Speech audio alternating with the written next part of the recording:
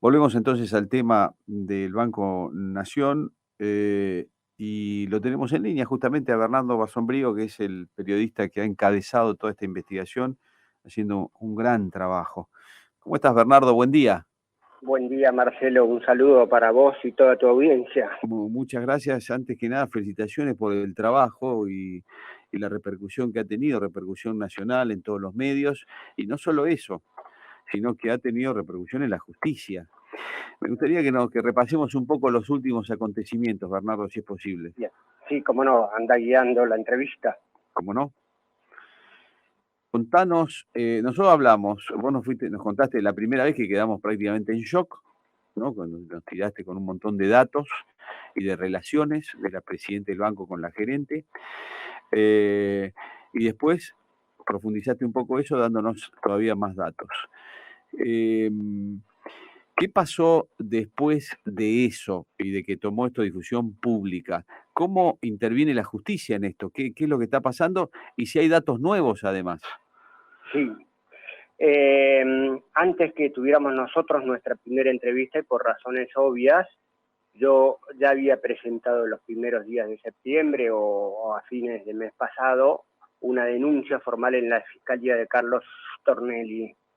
En esa denuncia están todos los elementos completos de lo que se va a ir revelando en estas próximas horas con el correr de las entrevistas. Mañana tengo que hacer una ampliación en Comodoro Pi, aportando más elementos, pero ya tenemos en concreto, y hablando de la justicia, no solamente lo que hablamos en las dos entrevistas de radio, sino el allanamiento que hubo ayer, donde Sí. se secuestraron computadoras y documentación muy relevante.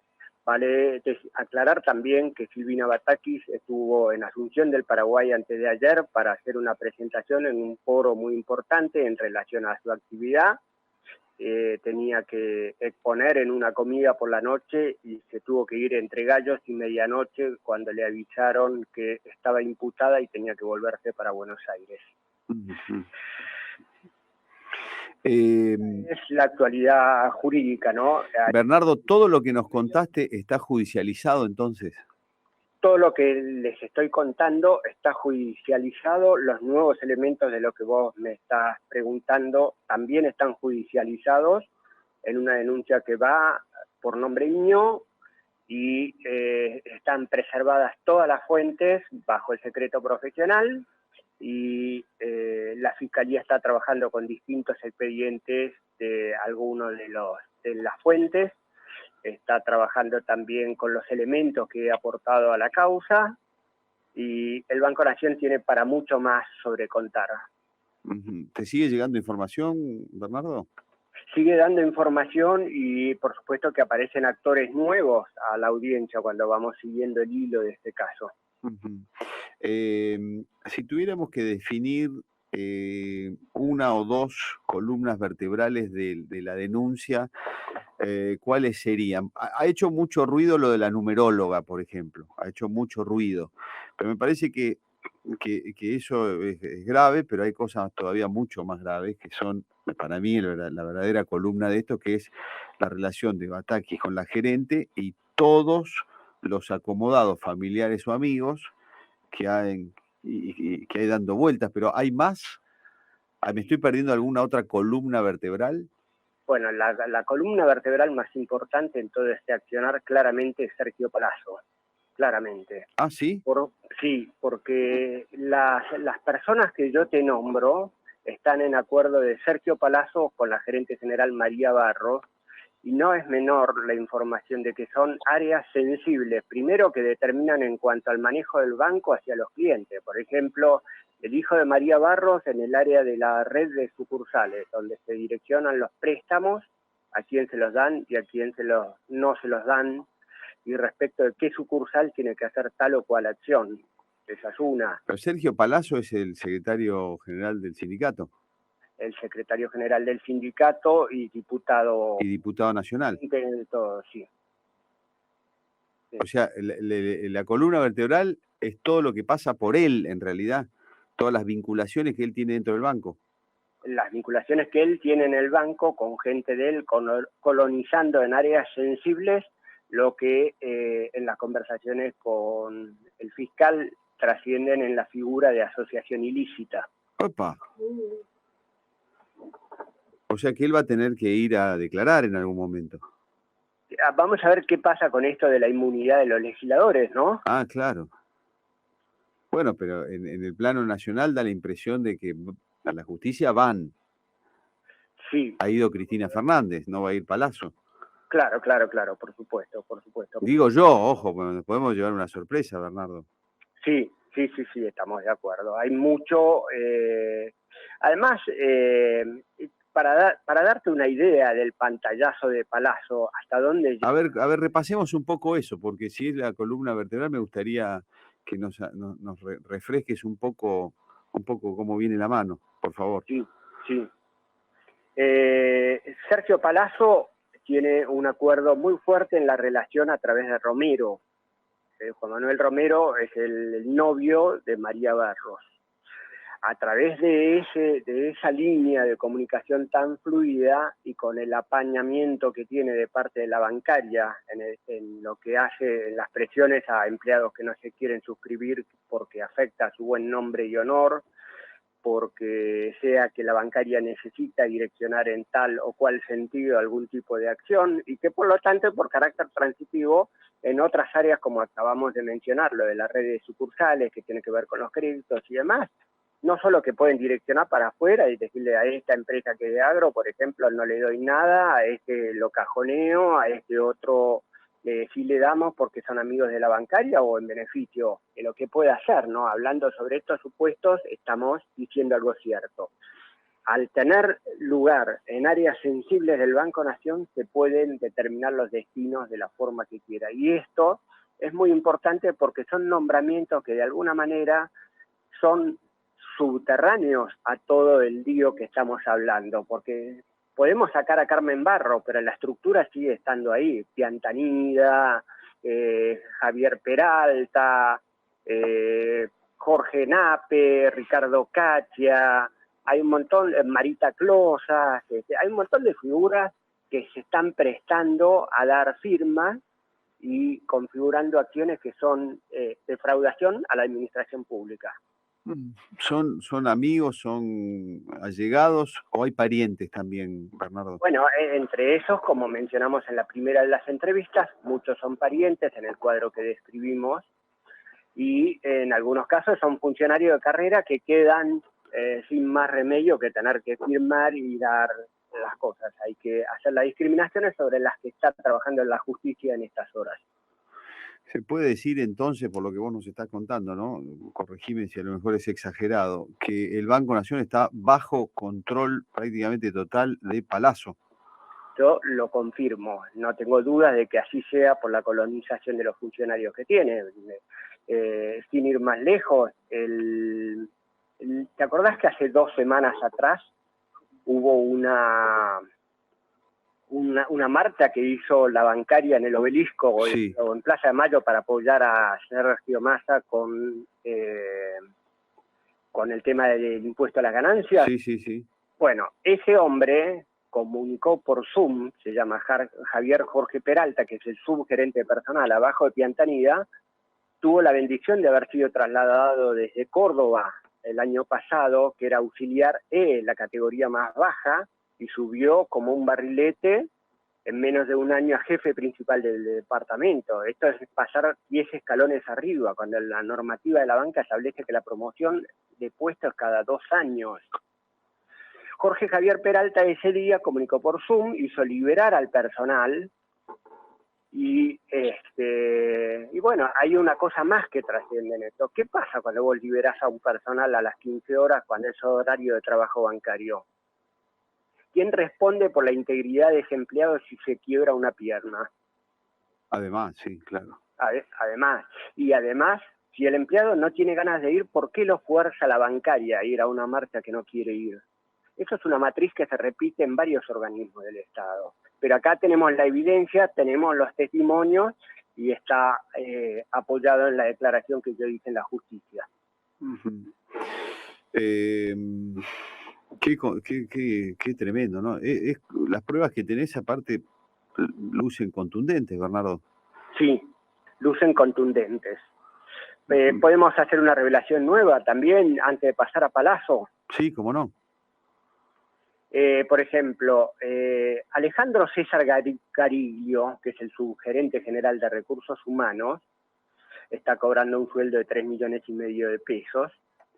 En realidad lo bajaron o se bajó al puesto de gerente zonal Mendoza, lo que implica, cuando tiene esa formalidad en el nombramiento, es que tiene una responsabilidad distinta a la de ser subgerente general, ¿se entiende? Tiene el beneficio del sueldo de 3,5 millones, pero tiene la responsabilidad de un gerente zonal que gana 1 millón de pesos.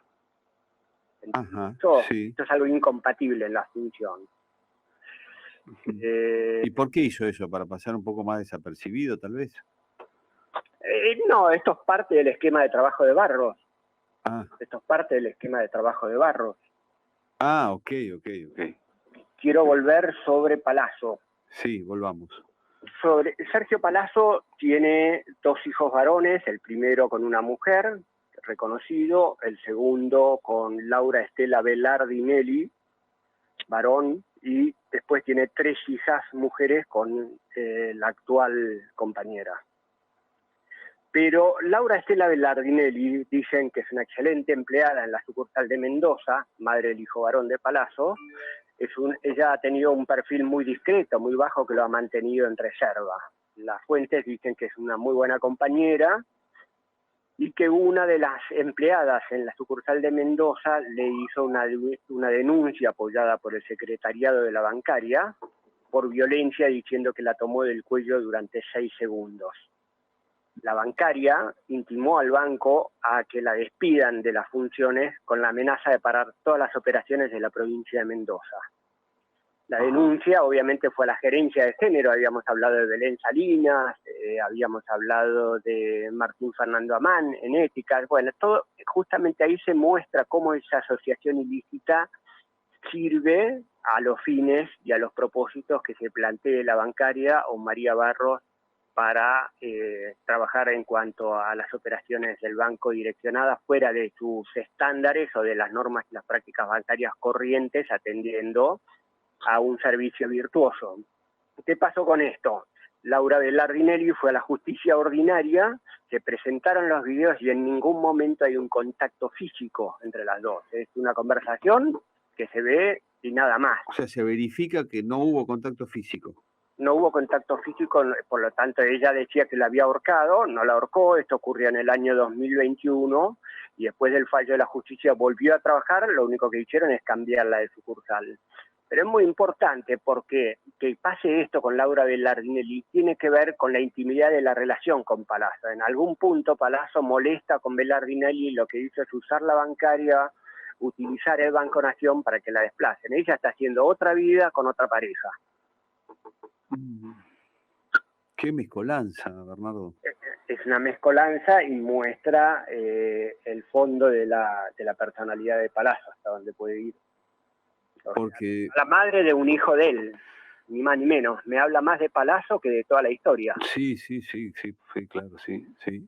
Pero de lo que vos nos contás se desprende que recién hablábamos del Banco Nación, parece estar en manos de Palazzo, obviamente la bancaria también, y juegan cruzados según la necesidad y la conveniencia de Palazzo. Correcto, así es como puse en la justicia. Qué columna vertebral. Sí.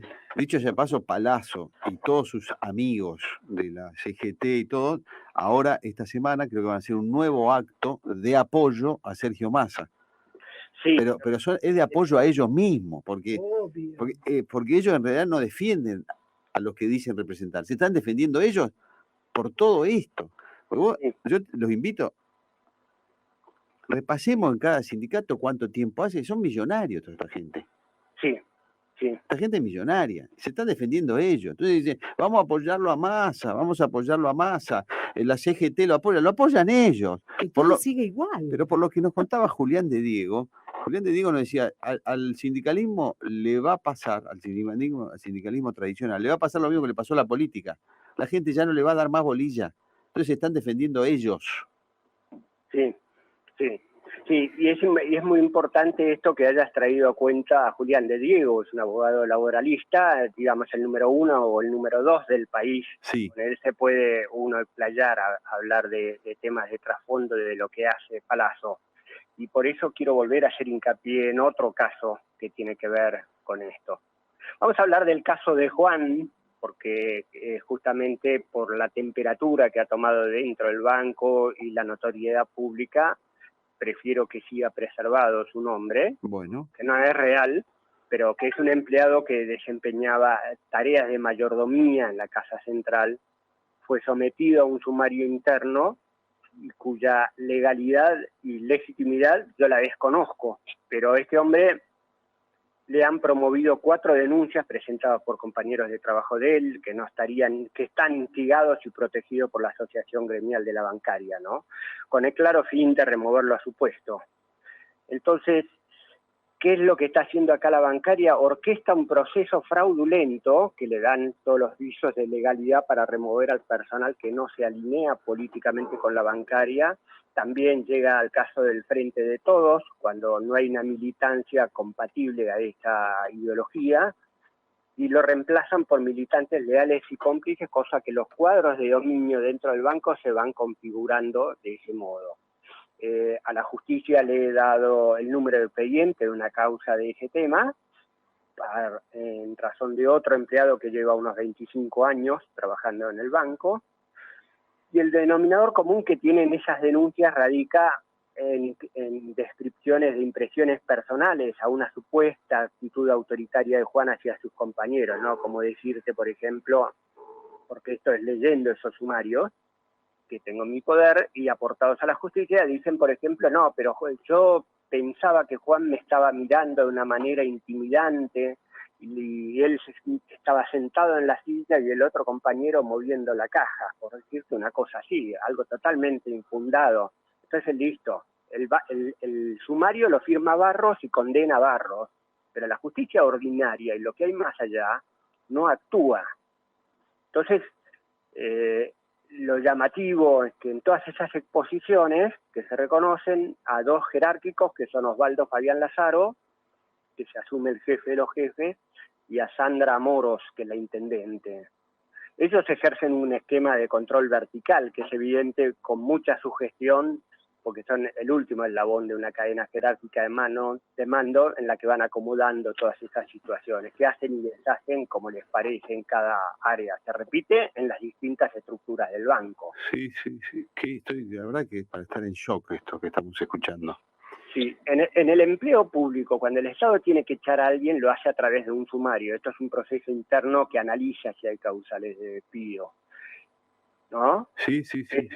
Pero entonces el objetivo de ese sumario es determinar si hay una existencia real de una falta y establecer una sanción que, dependiendo de la gravedad, puede llegar al despido. Pero el punto es lo que están armando y lo que están orquestando atrás, y que van desplazando gente leal, gente que quedó herida, gente que quedó lastimada, gente que después primero le descuentan empiezan las sanciones, después le descuentan haberes, después la mandan a su casa, que tenés licencia psiquiátrica, que tenés que tomarte un remedio, te va desapoderando de esas cosas. Y acá hay un punto de inflexión muy importante en esta interna del Banco Nación. La gente termina perdiendo el miedo, en algunos casos que son a los que yo bendigo, y son los que han aportado estos elementos para que se ventile toda esta historia y la conozcamos, que el Banco Nación, con sus 18.600 empleados, excediendo en 1.000 lo que maneja la Carta Orgánica, que debería ser 17.025 por ahora, están de alguna forma abriendo un camino nuevo, perdieron el miedo, están hablando, están aportando elementos, y entonces cuando muchos de nosotros que siempre esperamos que un líder resuelva los problemas de Argentina, acá lo que están diciendo es tenemos que empoderarnos nosotros mismos a hacer este punto de limpieza, tomar los elementos por las manos y a acomodar las cosas en su lugar. Exactamente, sí. La gente se cansó, Bernardo. La gente se cansó y se cansó de toda esta rufla.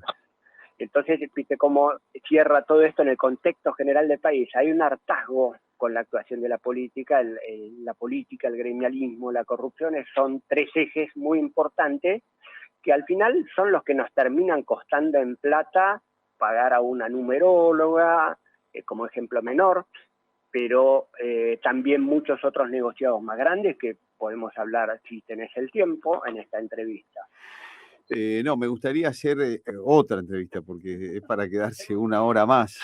Sí, para quedarse una hora más, mañana si querés reordenamos nueva información, yo te puedo adelantar a título 2 o 3 casos, por ejemplo, vamos a hablar del negocio de los blindados, vamos a hablar del monje negro, que vamos a contar quién es, y vamos a hablar de,